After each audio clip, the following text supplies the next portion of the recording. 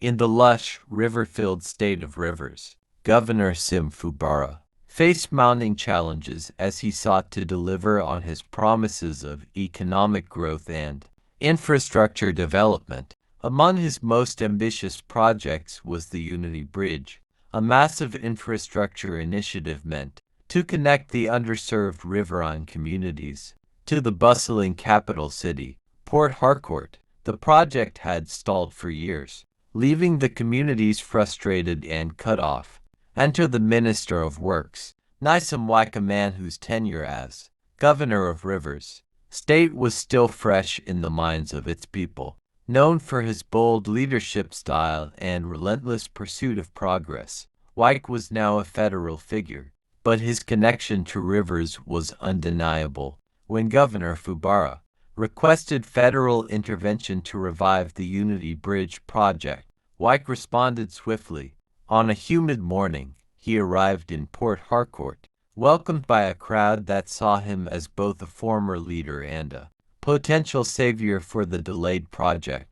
At a high-level meeting in Government House, the two leaders sat across from each other. The dynamic was intriguing. Fubara, calm and calculating, laying out the state's needs, and Wike, fiery and direct, pushing for immediate solutions. The people of Rivers deserve action, not excuses, Wike said, pounding the table. We're not going to let this bridge remain a dream. The pair agreed to visit the project site together. As they stood by the half-constructed pillars rising from the wide Bonny River, the scale of the challenge was clear. Contractors complained of funding delays. Environmentalists raised concerns about the ecosystem, and local leaders demanded transparency. Wike, ever the man of action, proposed a bold solution. Governor Fubara, he said, if we pool federal and state resources and set clear deadlines, we can finish this in record time.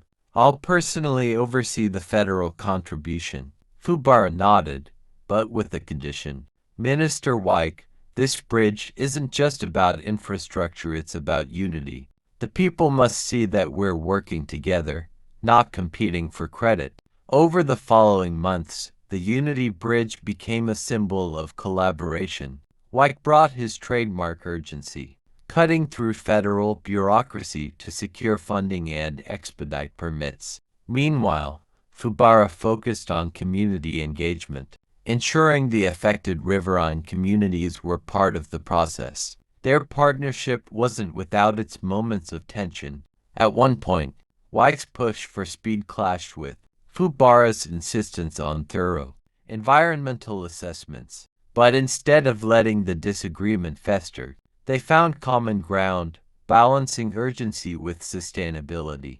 When the Unity Bridge was finally completed, it wasn't just an engineering marvel. It was a beacon of hope for the people of Rivers State.